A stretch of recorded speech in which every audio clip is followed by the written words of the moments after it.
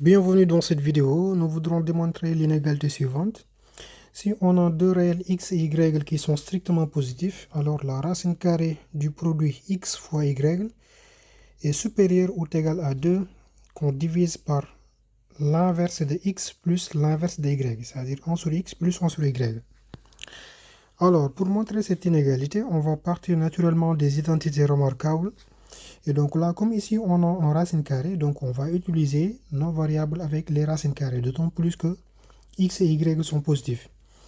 Donc on peut dire que la racine carrée de x moins la racine carrée de y, le tout au carré, il est supérieur ou égal à 0.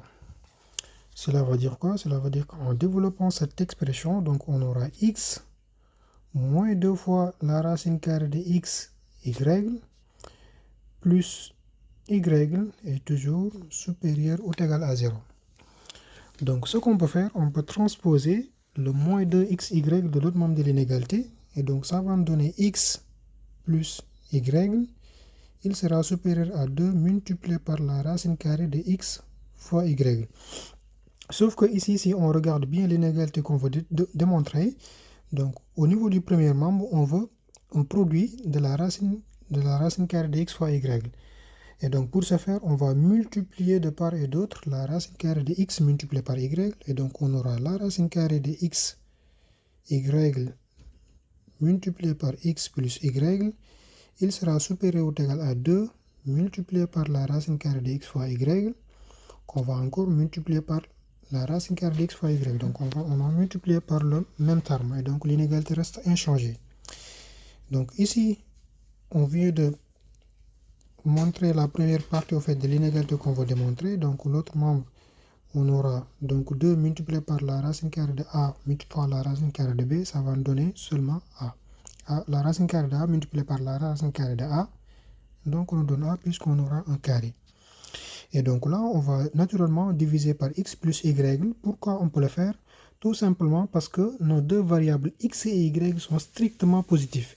Et donc leur somme est aussi strictement positive, donc qui est différent de 0. Donc on a bel et bien le droit de faire la division. Et donc en divisant par x plus y de part et d'autre, on aura 2xy maintenant divisé par x plus y. Arrivé à cette étape, on va regarder maintenant est-ce que ce terme-là, donc le terme qu'on a ici, est-ce que si on essaie de le transformer, on n'aura pas en fait un terme qui va ressembler à ça.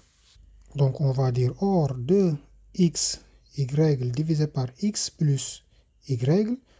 On sait que cette écriture-là, on peut l'écrire sous la forme de 2 divisé par x plus y, le tout divisé par le produit xy.